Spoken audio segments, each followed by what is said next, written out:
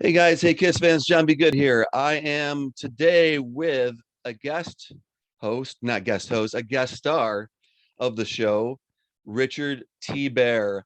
You guys may know him from the Peter Criss and Gene Simmons solo albums from 1978, and he worked with Carly Simon as well as Crosby, Stills, Nash, among others, among many, many others. And I'd like to just give a round of applause. Thanks, Richard T. Bear, for coming on the show and take it away. Just give me a brief history of how you started off in music, in the early 70s. I'm assuming in the early 70s, and how you met yeah. Kiss. Hi, folks. Nice to know you. John, thanks very much. Last night I was supposed to be on your show and my car took a shit. So I wasn't able to get home in time. So I apologize for that. No problem. That happens. And, it's good to be on your show. Hello to all your guests. This is a good conversation to have because I actually have a podcast that I do almost every other week called The Bare Facts. And so this is very familiar to me, this kind of a hang, and it's a convo between a couple of guys. So to break down my history, I was born in Manhattan. I grew up in the Caribbean, in Puerto Rico, Haiti, Virgin Islands, Miami. Now, how did that come to be? Was your dad like my dad made brassieres. I read that somewhere, I think. Yeah, my dad made brassieres, and he had factories all over the Caribbean and also Florida and New York. And then we moved back when I was about 10 or 11 years old, and I started really getting involved in music because I loved music so much from the islands. I was really into the island music. I got to learn about mento music, which was way before reggae, and it was like a blend of reggae and calypso, mento music, and then a lot of Latin music. I really dug the bands that were coming out of Cuba, and these big bands, and just amazing. That's why I love horns so much, because it's in my DNA. Yeah, I'm going to say that a lot of I'll go into it later, but a lot of your piano work that I listened to, and I listened to it a lot in the last couple of days just to get ready to talk to you. I can hear a lot of honky tonk, but a lot of almost country-ish, but then it goes to soul, gospel. It's like a whole round of things that you're throwing in there. Especially, and I want to talk about it later, but my favorite Peter Criss song, my favorite song off of the solo albums is I Can't Stop the Rain, and your piano playing in there is really cool. I mean, there's places in there where it's country-ish, but it's a ballad, but you break it up so it just sounds so good the way you play it. Well, I guess we can get into that album in a minute or two, but I loved playing on that record and working with Peter and working with Delaney, who produced that, because they had real sensitivity, and they would let you try things. I like to go into a session and somebody might say to me, hey, it's a rock and roll song, play eights, play 16 notes, do your Jerry Lee Lewis, do this and that. And what's nice about being a studio musician is that people will go, you have the experience, here's the song, make it better. So that's what we do. But getting back to growing up in New York, I was really into music, and started my first band, believe it or not. I was 12 years old, and I probably have a picture of it around here. Hold on, folks, I'll grab it. I mean, it's not a great picture, but okay, what are we looking at here? There I am playing at a bar mitzvah at 12 years old. What year is this about? This is 1979. Exactly. Yeah, but I remember going down to Manny's Music on West 48th Street with my dad and my mom, and they bought me that keyboard. It was a Farfisa Combo Compact with a Standell amplifier, and I was off and running. I had a band like the next day. So that was your first keyboard, or yeah, yeah. That was my first like gigging keyboard at like 12 and 13. I started, Now you must have took lessons. You had to have taken lessons, or are you self-taught? I really didn't take lessons because the lady down the street would come up and she'd show me where to put my hands on things, and she taught me by ear. I could not read music until later on in life when I had to force myself to learn how to read music and charts and things like that to be able to, play on people's records and do jingles and things like that. Nice. And, I had this band, and then when I was 16, I had a band, and we would go play all the school dances in the area around. And, there were a lot of great musicians. See where I grew up. I mean, I'm talking about great musicians. There was, Milt Jackson was my neighbor from the Modern Jazz Quartet, who was the greatest vibe player, there was. Just amazing musicians lived in that area. And I lived in Yonkers. That's where I was. Now, my high school had. Now, how close is Yonkers to like Manhattan or the other boroughs? 15 minutes. Oh, okay. That's how close it is. Okay. 15 miles. Yeah. So my high school, and they were like two years older than me, but my high school was famous for Steven Tyler and Joey Kramer. Right. So those two guys from Aerosmith went to my high school, So and cool. Tyler's real name is Tallarico. Okay. His name is Steven Tallarico. And, a lot of people grew up in that area, and there was a lot of like Bonnie Raitt's from a couple of towns over. And, oh man, I could go on and on. Dave Sanborn, a whole bunch of great players. Right. And, I remember me not wanting to be in school anymore because they sent me away to a boarding school because I was always like sneaking off and playing music somewhere. And then I kind of ran away from the boarding school. So they took me home, and that was it. And I just wouldn't go to school. So I got a job at Manny's Music, where my keyboard came from, and went down in the city almost every other day and, worked at Manny's.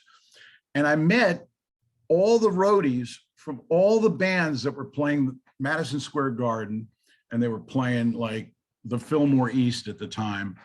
And I got invited to all those shows. I remember going to one show. I got passes for from these English roadies. Say, yeah, we're going to be down there tonight. Come on down, and they handed us passes. And I said, well, what's your band? He says, well, we're a new band. You'll just dig it. Come on down. So we're opening tonight. I said, okay, who are you opening for? Iron Butterfly. I said, okay. So I went down there, and I'm sitting there, and this band comes out, and the announcer goes, ladies and gentlemen, for their second appearance in the United States from the UK, please welcome Led Zeppelin. Right? Right? Okay. That was the best rock and roll show I've ever seen to this day. That was the best set I've ever seen in my life. I can imagine. There was nothing that compared to it. When they finished, I left. Because when was that in like 73, you said? It was like 70 or 71. Yeah. Something that's like when that. That's when they were at their pinnacle. Oh God. Yeah. To have been there. That was their first album. Wow. So I knew that's what I wanted to do. Okay. A couple of weeks later, a month or two later, I get invited down to the Fillmore East again. And I'm standing on the side of the stage because I got a backstage pass this time. And one of the roadies said something to the guitar player that was playing. And it was a big jam night. And he said that he looked at me and he, I'm like a 16, 17-year-old kid, he looked at me and said, the guitar player goes, "Come on out here, man. There's a keyboard over here. Go sit down and jam with us." You know, so I'm on the stage at the Fillmore East, and I'm playing with the Grateful Dead. Oh my gosh. And the guy that went like this was Jerry Garcia. Jerry Garcia. Right. So, you know, the planets aligned for me in certain ways, and from that moment on, Wait, you got to back up. I didn't want to live in Yonkers anymore. I wanted to live in a city. I got an older girlfriend. I think, I'm like 16, 17, 18 years old at this point. I get a girl, she's like 29. I think she's like an old woman, you know? And I'm living with an older chick, you know? She's 29. Really she's down the hill. And I'm living on 86th Street, and the guy next door is this black sax player who I didn't know anything about until I saw him play, and his name was King Curtis. And King Curtis had a band called the Kingpins, King Curtis and the Kingpins. And if you guys want to look up who King Curtis was, he was the baddest motherfucker on the saxophone in that decade, period. None better.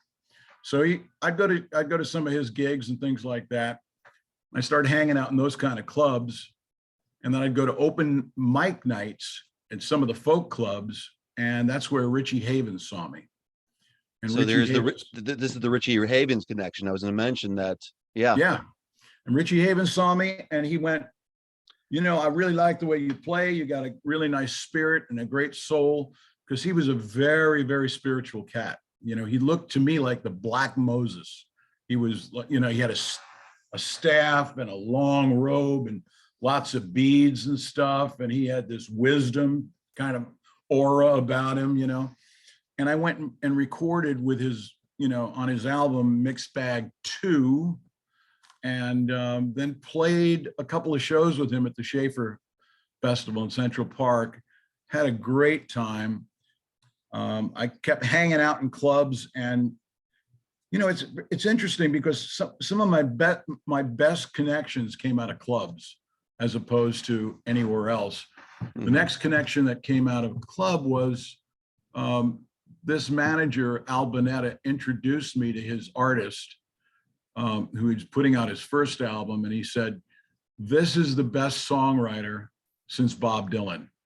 And he says, come into Dr. G's, Dr. Generosity's tonight, and he's going to sing a few of his songs. So I went down there, and he walked in with two artists that he managed. One was Steve Goodman, and the other one was a guy called John Prine.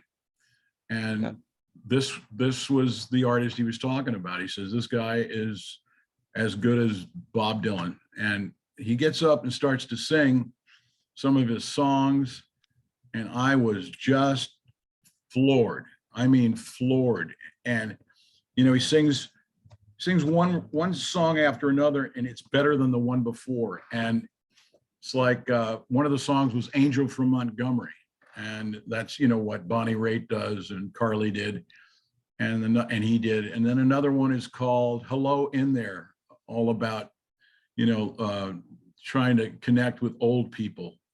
And then there's another song, Sam Stone. "There's a hole in Daddy's arm where the money goes. Jesus Christ died for nothing, I suppose." You know, and the guy just wrote songs. And I said to myself, you know what? I want to be a songwriter. I want to have a career like this. And so, you know, I went to work for Carly Simon at that time. I went to work. Now, what time frame is 72? 72. Okay. So 72. This was her No Secrets album, or was that Anticipation? Okay. Right before No Secrets. Okay. And I traveled around with her, and she, you know, she started dating James Taylor. They got married. I remember flying into, because I can remember these things so vividly. I remember flying into Atlanta with her, and it was like this beautiful May spring day. There wasn't a cloud in the sky. We land, we get in the car, we're heading towards the sound check. I turn on the radio, And someone says, this is a new song from a guy called Jackson Brown. It's called Doctor My Eyes. And I'm like, it sounded so good. And I was feeling so good. And I said to myself, this is it. I've arrived. I want to be this kind of cat, you know? So from that moment on, I decided I wanted to, you know, get a record deal. And I started writing songs and things like that. And, you know, next comes hanging out in a place called Trax and another place called JP's. Right. Now this is in what part of New York? This is in Manhattan. Oh, this is Manhattan. Yep. This Trax was on West 72nd Street, right off Columbus. Okay. Between Broadway and Columbus. Let's see. I'm playing, and it was the kind of place where you could be playing and anybody from Mick Jagger to Frank Sinatra would be in the audience. It was that kind of a club.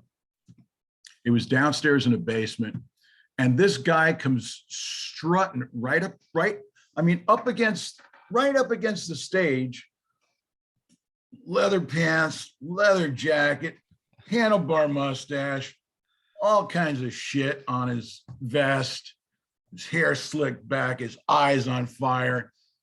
I mean, his nostrils looked like margarita glasses, okay?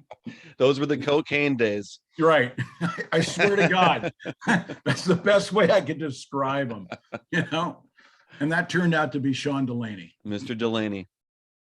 And he looked at me and he kind of, and I went, this is one crazy mofo. And, you know, I ended up drinking with him, and he told me all about what he does and what he was doing. And I became really good friends with some of the acts that they had. They had a band called Piper, and Billy Squire was in that band, and I knew Billy. And then they had, you know, Kiss, some of the other acts they started to develop. And Sean said, wow, you're a really, really, really good keyboard player, a really good piano player. You got the touch, you got the feel. So he started flying me everywhere to write with him and to also ghost write with some of the other guys in Kiss. Now, can you remember, I know this is a long time ago, but can you remember sort of what time frame it was when you first met Sean about this project? Was it early in 78? Was it in the springtime? Do you know kind of what month, or maybe any of that? I'm thinking it was like 77, 78. That's what I'm thinking. Because when? July, you're saying? I think it was like 77, 78. Because, okay. And the reason I'm saying that is because I got my record deal with RCA. My album came out in 78, an album called Red Hot and Blue. Red Hot and Blue, yeah. And I got really lucky because they took one of the rock and roll tracks and made a disco hit out of it and went to number 4. Yeah, the first track on the album, Sunshine Hotel. Sunshine Hotel. Yeah, that was a pretty good hit for you. Yeah. You know, they're still playing it. They're still needle dropping on it today. I swear to God. I listened to it the other day, and I'm like, I've heard this before. Yeah, in movies. It's played all over the world. It's like one of those. It's like a bad rash that won't go away. But hey, it makes you money. So yeah, you know. But the band that I was playing with on that record was the band that went over to play on Gene's record. Oh, okay. And that's the reason why I know it was around that time, because so there's connections with like Neil Jason, Alan Schwartzberg, the drummer, Elliot Randall, myself, Sean. So there was a big group of you people that kind of were connected with actually not just one album, but with both. At least 2 or 3 of you guys. We were right? they hired we had this like little session clique, this little mafia, and we play on lots of other people's records. And then when they, they went, okay, we get a rhythm section here. We're getting these guys. We know it's going to work out. We know they can play anything. And, we were like a little mafia clique, it was, but, traveling with Gene was amazing. We flew on the Concorde to England, right? Yeah. Talk about that. Talk about the flight and talk about. Yeah, I'll talk England. about the flight because it was hysterical.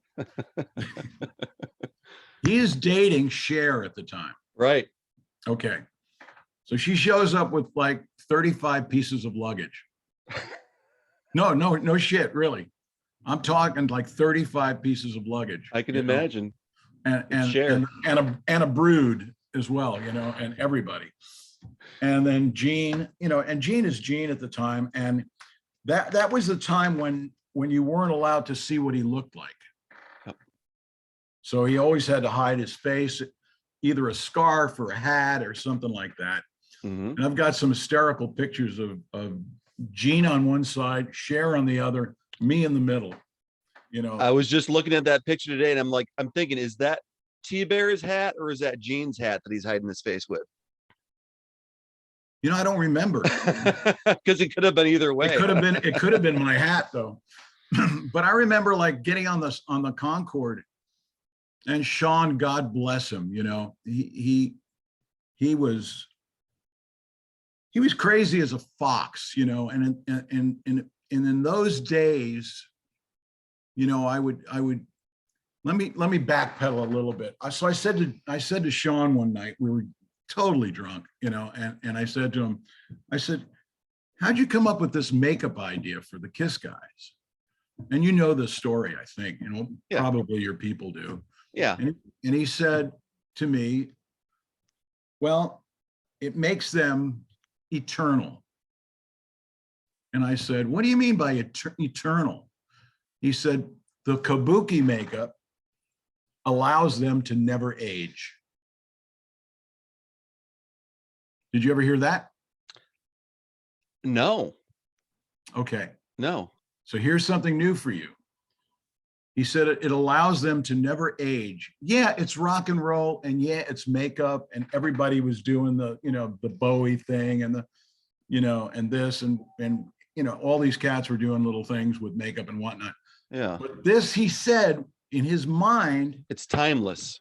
He says it's eternal because they can wear this makeup forever and nobody will see them age. They could be doing this when they're 80 years old, he said. And look at today. They almost are. So think about that, right? Yeah. And he was a smart cat. I mean, he got involved. He got them involved and he made them into cartoon characters that came alive. Exactly.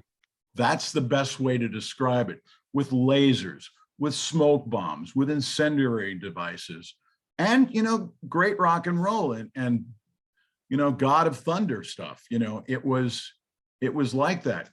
But we get on the Concorde, and Sean has been on cloud nine since the day before or whatever. So he's in a good mood.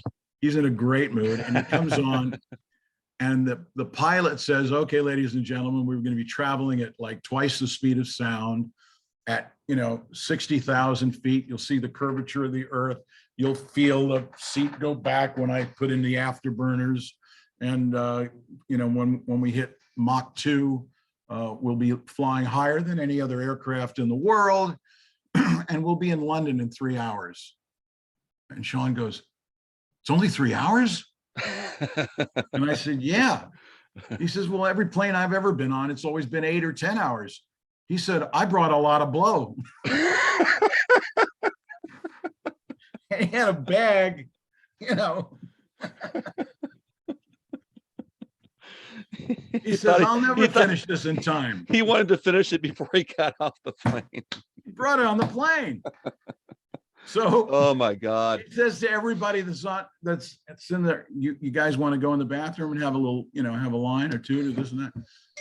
And God bless him, man. He was like, he thought somebody had his bag in the bathroom, and he goes to the bathroom, and God rest his soul, I can say this now. He goes to the bathroom and he's knocking on the door and he's banging on the bathroom door, and there's not that many people on a Concorde. Right. It's 2 seats on each side. There's 60 people, right? Right.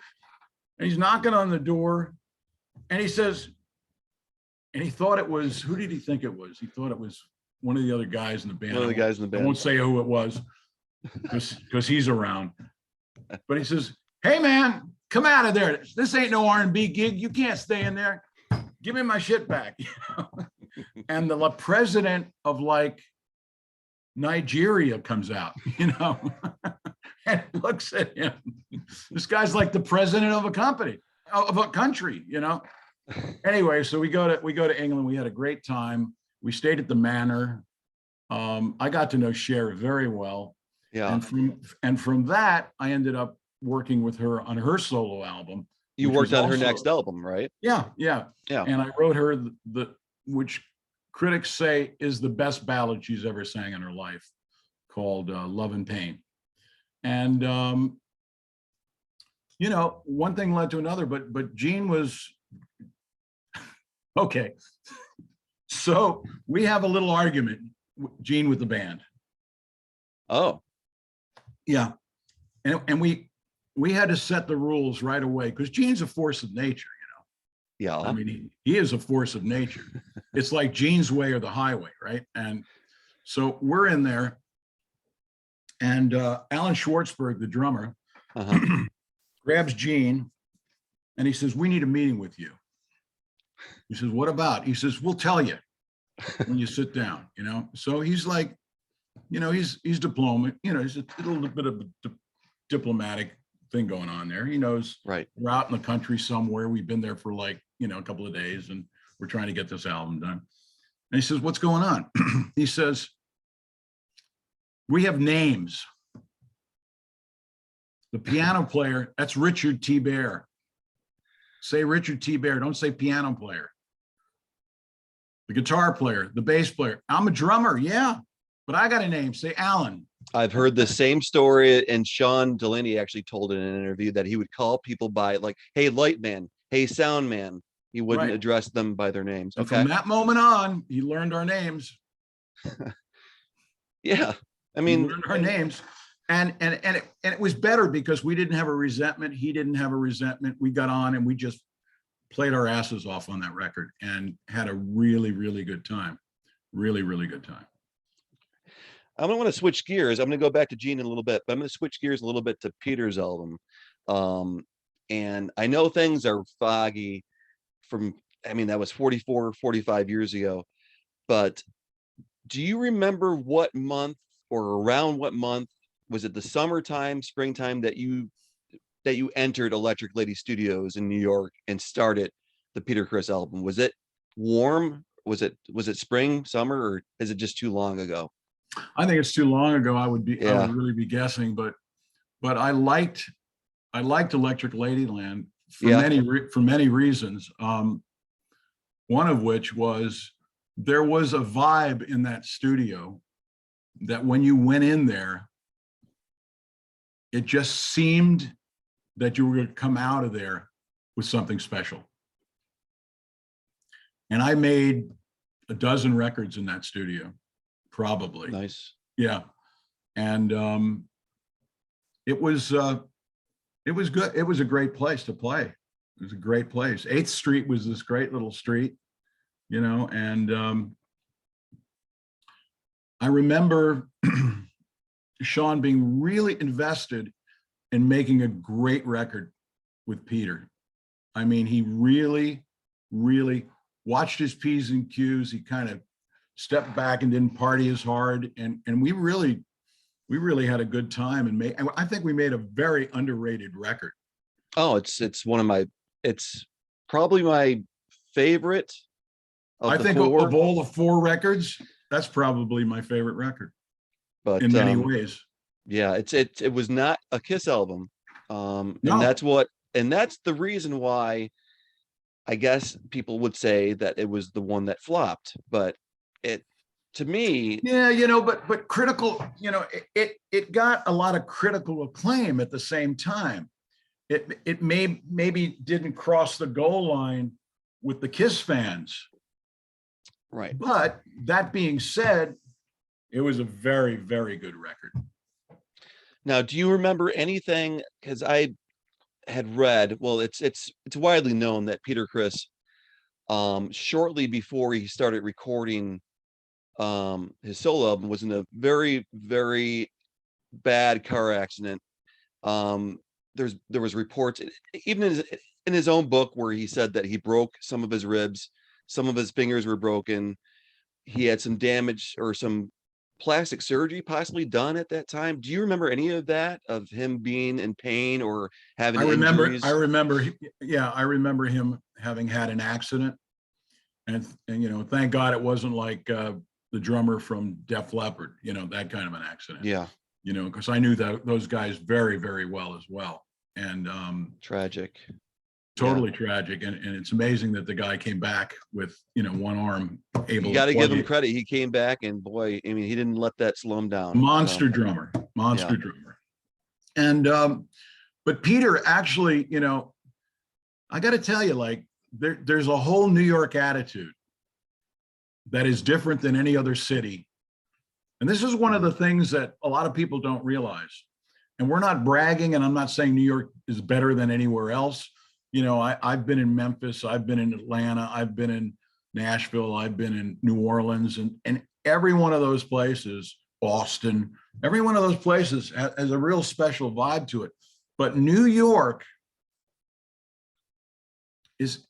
maybe LA too, but more New York has a kind of DNA in music unlike anywhere else in the world. And I'll say that straight up because, a lot of the stuff that came out of the Brill building, or that came out of the studios in New York City, everybody copied. Everybody went, okay, we can go down and have the Philly sound now. We can go down and do the Philly stuff. And then now we can go to Motown and do the Motown sound. Motown, that's the same thing as I look at New York City. They had it, New York City had it. LA caught on, and Nashville had it in a different way. They had the country thing. But New York City had a vibe that both Gene and Paul and Peter, and Ace and all those guys, those were like city guys. Yeah. And they had they had the New York City rot up their asses, and they walked the talk and talked the walk.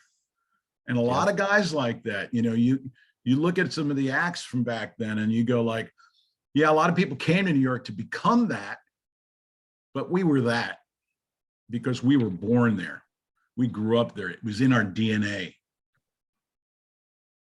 Now, do you remember, was Peter at a lot of the sessions that you were at, or did he just come in sometimes and talk to you a little bit? He wasn't at a lot of the sessions. Yeah.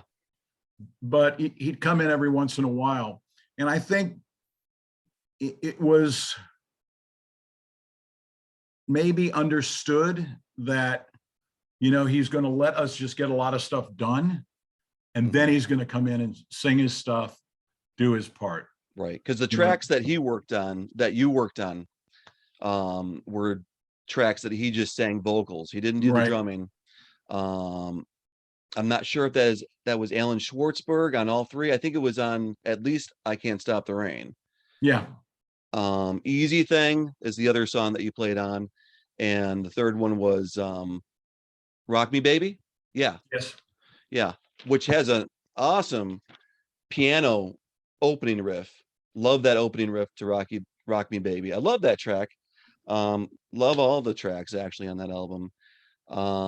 So you're at the studio's Electric Ladyland. You do see that you knew of the accident, so he was injured. Yeah.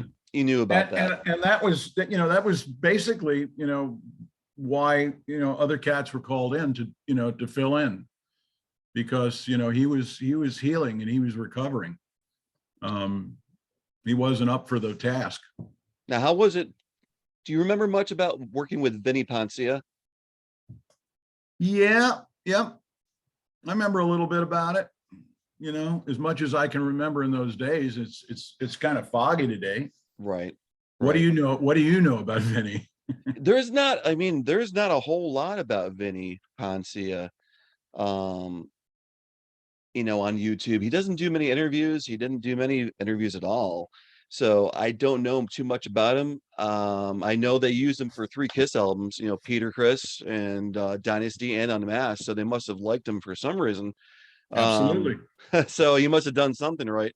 The 2 ways they went, I mean, the albums that they produced after that, you know, Dynasty and Unmasked, they're not huge Kiss fan albums, but there's some people that really love them. Me, I'm kind of in between. I knew they had to sort of go with the times at the time. I mean, they were going sort of a disco route on Dynasty, but I mean, everybody was doing that. I mean, everybody had to probably at least do 1 disco track in that era, right? I mean, Right. you got into Yeah, that a little bit. I'll tell you, that's the So problem for me as I look back over the years, and I see what came, what went, what worked, what didn't. There are bands that were never made to even have that first letter associated with them. Disco, and Kiss is one of those bands that should never have gone and done that. yeah. I believe. I Yeah. believe. I mean, it's not, it's like being dropped into Paris and you only speak English, but you know enough to say to the taxi cab driver as you hold out your money in your hands and you go, how much is it? Right. Don't hurt me. Oh yeah, I like French stuff. I like French kissing. I like French fries. I like, and you guys are really sophisticated because even garbage men speak French here. So if there isn't, you can kind of, just kind of swim on the surface, but you're never going to get deep. And there were good disco hits made. But it should never have been with bands like that. And oddly enough, like when I had Sunshine Hotel, that was an R&B rock and roll record. That was just a stone cold R&B rock and roll record. And Schwartzberg put a bass drum on it that made it danceable. And then Warren Schatz went into the studio and made a 12-inch maxi single out of it. And they started, peppering all the discos with it. And that's when it took off. But, I got lucky, but, I really think, you stick with your DNA. Yeah. And it's all about writing the song. It's all about the song. It's really all about the song. If you don't have the song, don't go in the studio. Don't write your song in the studio as you're trying to make the record. Write the song, then go in the studio. And if you don't have the song, don't go in the studio till you do. Yeah, I agree. Let me hit on the Gene Simmons recording. How was that to record? Was it called the Oxford in England? Is that what the name of the studio was? Yeah, we were at the Manor. The Manor in Oxford, in Oxfordshire. Yeah, Oxfordshire. Yeah. Yeah. The Manor was owned by Virgin Records. Oh. And Virgin owned it. It was Richard Branson's studio. And the Manor was a kind of a manor house, like a small little castle, not a big place, but they had a separate building right out to the side of it, almost like a guest house. That's where the actual studio was. And then they ran cables into the house, and you could put drums in, different rooms within the house that had great echoed. Oh, so this was like a big house. Oh yeah. Oh yeah. Oh, I didn't realize. And then we all lived above in all those rooms. Oh, so that's where you stayed. I was going to ask. That was my second question: is where did you stay? We were there for a couple of. I think we were there 19 days. Well, there must have been some great parties.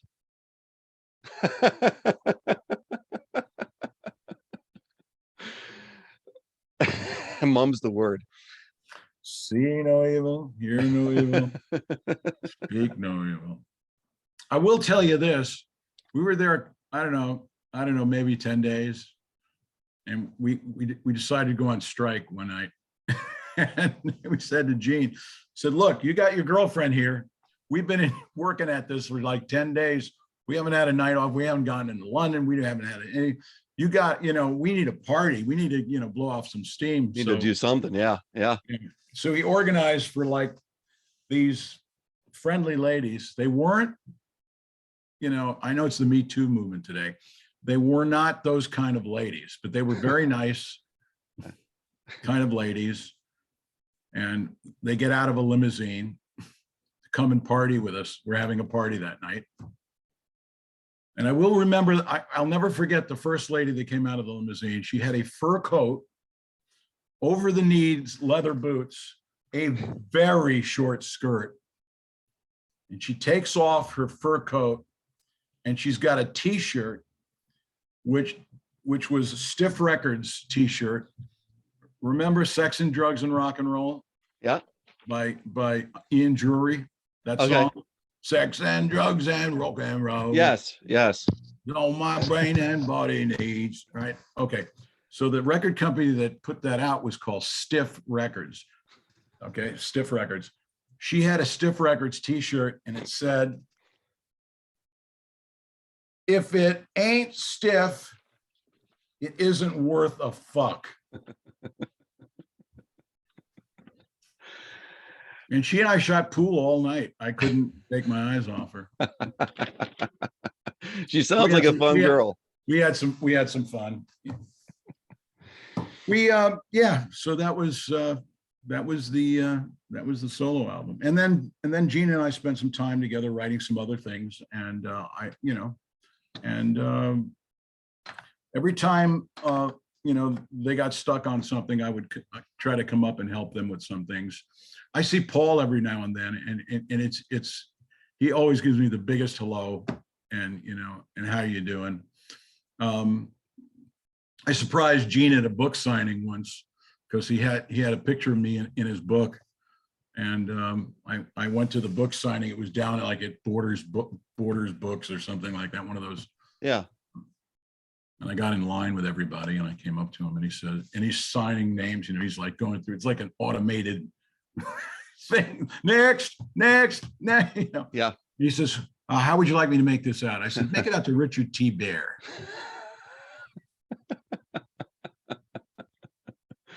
Hello. Yeah. That's funny. Yeah. That is funny. Not the piano player, but Richard T. Bear. Richard, thank you so much. We went over a lot of things here, and we went over the time that you told me to give you. T-Bear, Fresh Bear Tracks, guys, check it out. T-Bear, where can you look for this? Can you get it on Amazon, or where would you like to plug this? You can get this album on Amazon, iTunes, Spotify. Okay. It's a really, really good album, and it's called Fresh Bear Tracks because I took a hiatus for 25 years and didn't do any music while I raised my kids. And what I will tell you about it is it's got lots of good friends of mine on it. Edgar Winter plays on it. Stephen Stills plays on it. Bent Montench from the Heartbreakers plays on it. Mike Finnegan plays on it, the late Mike Finnegan. Oh, a lot of great stars, yeah. Yeah, Robbie Krieger from The Doors. Oh, wow. Yeah, and tons. Walter Trout. I read about it. I read about it a little bit. And didn't you play in Robbie Krieger's studio, or? Yeah, we recorded the album in Robbie Krieger's studio, Horse Latitudes. Yeah, Horse Latitudes. Yeah, right. We Great. did it there. That must have been awesome. Oh, it was great. Robbie said to me, "Hey man, just pay the engineer. You got my studio. Just come back and make a record." So Wonderful. everybody showed up. I'll tell you what, it's got 4 and 5 star reviews. It's critically acclaimed. It went to #1 last summer in Europe. I'm really happy with the way it's been received. It's a good, very good record. 12 tracks, 11 originals, 1 cover. And what I'm proud to say is I just finished a single that's out right now, which will probably be on the next record. I'm recording a new album, and it's called Red Harvest. It's all about the Ukrainian crisis. And I was fortunate enough to have a pal of mine called Paul Rogers, who's the lead singer of Free and the lead singer of Bad Company, do the duet on the song with me. It's a song I wrote called Red Harvest.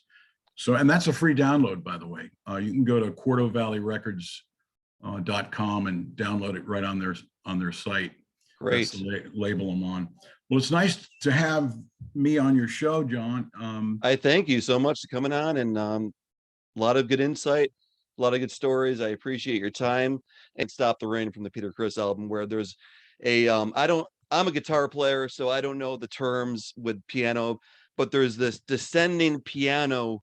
It descends at the end.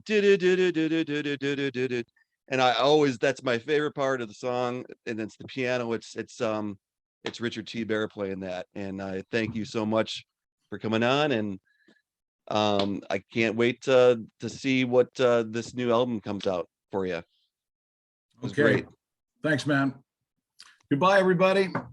Thanks, T. Peace Bear. and love. All right, I'm done.